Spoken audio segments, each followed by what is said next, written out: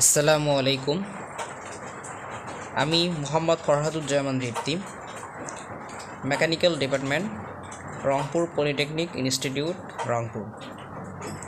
আজকে আমি আলোচনা করব থার্মোডাইনামিক্সের প্রথম অধ্যায়, তাপগতিবিদ্যার ধারণা।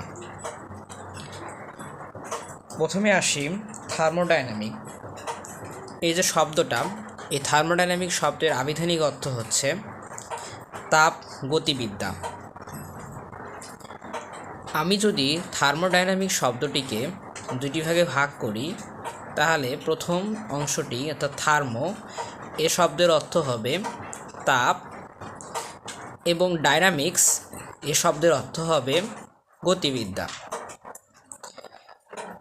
থার্মো এবং ডাইনামিক্স এই দুটি শব্দ গ্রিক শব্দ। আমরা কি বুঝলাম যে এই থার্মো এবং ডাইনামিক্স এই দুটি শব্দ হচ্ছে আমাদের গ্রিক শব্দ। এখন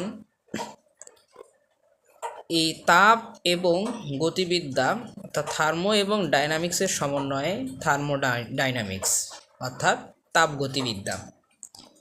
এখন প্রশ্ন হলো, থার্মোডাইনামিক্স কি? বিজ্ঞানের যে শাখায় তাপ ও কাজের সম্পর্ক সম্বন্ধে আলোচনা করা হয় তাকে তাপগতিবিদ্যা বলে। এটি তোমাদের পরীক্ষার জন্য খুবই গুরুত্বপূর্ণ, তোমাদের পরীক্ষায় আসতেও পারে। খুবই গুরুত্বপূর্ণ এই সংখ্যাটি, খুব মনোযোগ সহকারে ভিডিওটি দেখবে। আবেষ্টনী। আবেষ্টনীটা যে এলাকায় থার্মোডাইনামিক প্রক্রিয়া সংঘটিত হয়, এটা হচ্ছে আবেষ্টনী বা সিস্টেম। যেমন আমি ধরলাম যে আমার হচ্ছে এই এলাকাটার মধ্যে আমার এই যে সংগঠিত হচ্ছে, এটা থার্মোডাইনামিক প্রক্রিয়াটা সংঘটিত হচ্ছে। একটু পরে আসতেছি। এখানে সীমানা, যে এলাকায় থার্মোডাইনামিক প্রক্রিয়াটা সংঘটিত হচ্ছে এটা যদি সিস্টেম হয়,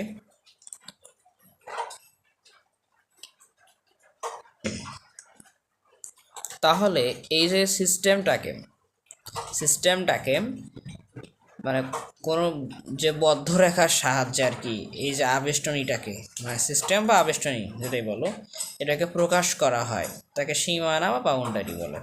তা আমি এটা ধরে নাও এইভাবে প্রকাশ করলাম। তাহলে আমরা বুঝলাম যে সিস্টেম হচ্ছে যে এলাকায় থার্মোডাইনামিক প্রক্রিয়াটা সংঘটিত হচ্ছে, এটা এই এলাকা সংঘটিত হচ্ছে, এটা হচ্ছে আমার সিস্টেম।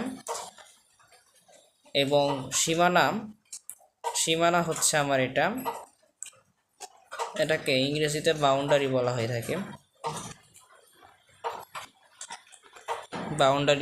থাকে। তাহলে যে বদ্ধ রেখার সাহায্যে আবেষ্টনীটাকে প্রকাশ করা হচ্ছে, এই সিস্টেমটাকে প্রকাশ করা হচ্ছে, এটা হচ্ছে আমাদের সীমানা বা বাউন্ডারি। যে বদ্ধ রেখার সাহায্যে, এই বদ্ধ রেখাটার সাহায্যে প্রকাশ করা হচ্ছে, এই কারণে এটা হচ্ছে আমাদের বাউন্ডারি বা সীমানা। এবার আসি পরিপার্শ্ব।